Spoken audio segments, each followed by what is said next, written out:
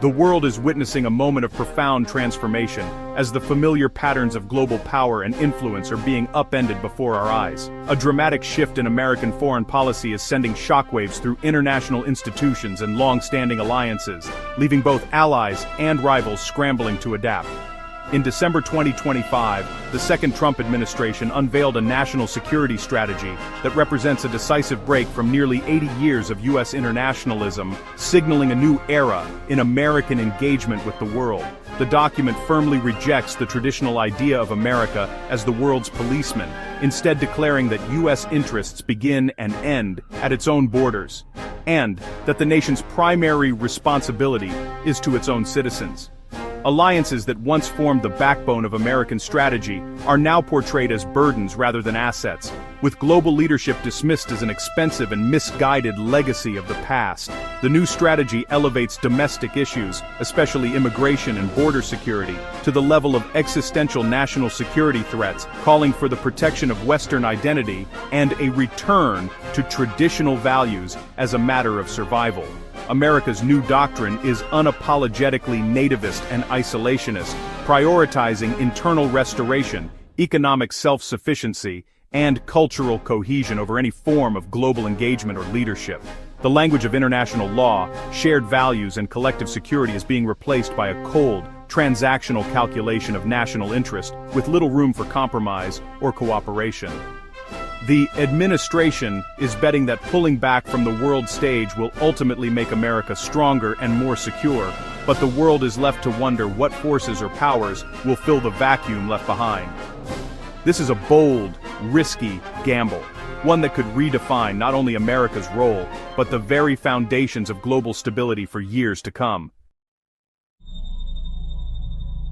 The new strategy aggressively reinterprets America first, ending the era of the U.S. carrying the defense burden for its allies. NATO and other alliances are now viewed as costly entanglements, with partners urged to take charge of their own security. Relationships are transactional. What can an ally offer the U.S.? This has left traditional partners anxious as security guarantees are no longer automatic. The U.S. is moving away from collective security, favoring ad hoc coalitions and self-interest.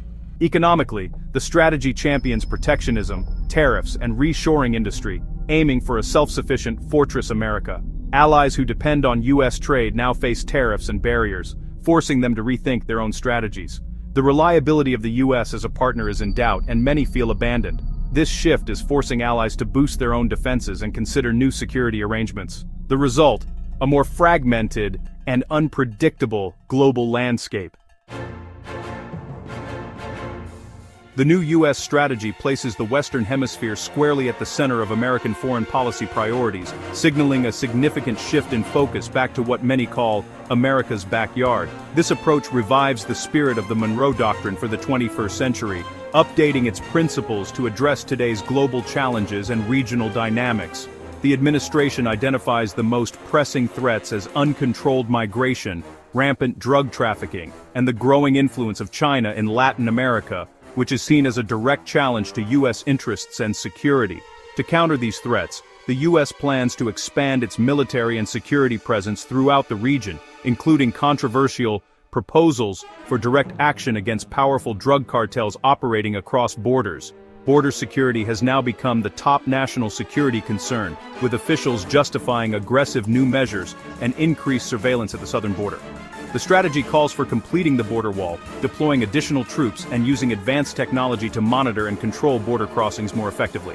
At the same time, new policies are making legal asylum nearly impossible, dramatically reducing the number of people allowed to seek refuge in the U.S. On the economic front, the U.S. aims to counter China's growing presence by promoting American investment, encouraging U.S. companies to expand operations, and building stronger trade ties with Latin American partners. Securing access to critical resources like minerals, oil, and rare earth elements has become a top priority, as these are essential for both economic growth and national security. The overarching goal is to bind the hemisphere's economies more closely to the U.S., reducing dependence on China and strengthening regional supply chains. By doing so, the U.S. hopes to create a powerful regional bloc that can compete with China on the world stage and ensure long-term prosperity for the Americas. This new approach mixes partnership with pressure, echoing the era of big stick diplomacy, but with modern tools and strategies. As a result, Latin American nations now face a complex mix of incentives and threats from Washington, forcing them to navigate a rapidly changing geopolitical landscape. The new strategy delivers a blunt critique of Europe, signaling a dramatic shift in the transatlantic relationship that has defined global politics for decades. No longer is the partnership seen as a given. Instead, the US is openly questioning the value and reliability of its European allies. The continent is described as a burden, and NATO's expansion is abruptly halted, casting doubt on the alliance's future and leaving member states uncertain about their security guarantees. European allies are told to take full responsibility for their own defense, with the expectation that they will increase military spending and develop independent capabilities, a demand that many are unprepared to meet. US support, once the backbone of European security, is no longer guaranteed, forcing Europe to confront a new era of uncertainty and self-reliance. The administration is actively supporting nationalist, sovereignty-focused parties in Europe, encouraging a political realignment that challenges the continent's post-war consensus. The goal is to weaken the EU's cohesion, undermining its ability to act as a unified bloc and making it more vulnerable to internal and external pressures. The strategy frames high immigration as a threat to Europe's identity and its usefulness as a US ally, fueling debates over borders, integration, and national identity. Far-right parties are portrayed as authentic voices of the people, representing a supposed return to traditional values and national sovereignty. Meanwhile, mainstream governments are accused of suppressing these movements, deepening political polarization and mistrust across the continent. The war in Ukraine is downplayed in official rhetoric, with its significance minimized and its complexities overlooked. Blame is shifted to European failures, both political and military, highlighting divisions and a lack of unified response. There is a push for a quick peace, even if it means pressuring Ukraine to make difficult concessions, prioritizing stability over justice or long-term security. This signals a possible US withdrawal of support for Kyiv, raising fears of abandonment among Eastern European nations. Europe could be left to face Russia alone, with limited resources and growing anxiety about its own security. For many European leaders, this is a nightmare scenario, one that threatens the stability and unity of the continent. The US is no longer the reliable partner it once was, and the sense of shared purpose is rapidly fading. Europe must now prepare for a future with less American involvement, more internal division, and the urgent need to redefine its own path forward. The Trump administration's strategy redefines relations with China and Russia, shifting from confrontation to pragmatism. With China, the focus is now on economic rivalry, tariffs and trade, not military threats. The US maintains its Taiwan policy but avoids hawkish rhetoric, tolerating China's rise as long as core interests aren't threatened. The approach is transactional, secure better economic deals, not contain China. With Russia, the strategy downplays Moscow's threat, omits nuclear concerns, and seeks strategic stability. The Ukraine war is framed as a regional issue, with the US pushing for a quick settlement, even if it means concessions from Kyiv. Eastern European allies are alarmed, but the Kremlin welcomes the shift. The US appears willing to accept a Russian sphere of influence in exchange for reduced tensions. Critics warn this could embolden Moscow and undermine long-term security. The new strategy prioritizes domestic strength, realigning military and economic priorities. The military is investing in new battleships and next-generation technologies, including autonomous aircraft and unified counter-drone systems. The goal maintains technological dominance while scaling back global commitments. Economically, the strategy is protectionist.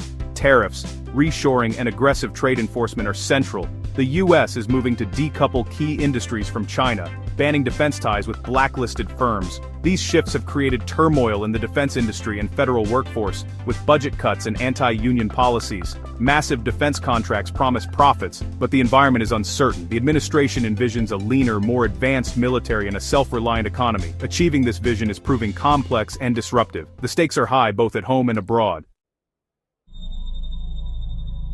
The administration proposes a new global forum, the Core 5 or C5, comprising the US, China, Russia, India, and Japan. Membership is based on power and population, not democracy or values, aiming to replace the G7. The C5 would tackle major issues like Middle East security, sidelining traditional US allies, especially in Europe. This marks a shift to a concert of powers model, where influence, not ideals, drives diplomacy. Supporters see it as pragmatic, critics fear it legitimizes authoritarian regimes and abandons America's commitment to democracy. The C5 could break diplomatic gridlock, but risk sacrificing moral authority. The world's most powerful nations would manage global affairs, leaving smaller countries with little say. This is a radical reimagining of global governance. America's strategic pivot has set the world on a new, uncertain path. Traditional allies are anxious, forced to question US reliability and invest in their own defense. In Europe, this could mean more autonomy or deeper divisions, especially with US support for nationalist parties. In Asia, a softer US stance on China leaves regional allies exposed. New forums like the C5 could reshape global governance, but risk sidelining smaller nations and principles like human rights. The end of the rules-based order may usher in a more chaotic, competitive era, benefiting revisionist powers. The administration bets that a restrained, self-interested America will be stronger. The world now waits to see if this gamble brings stability or greater danger.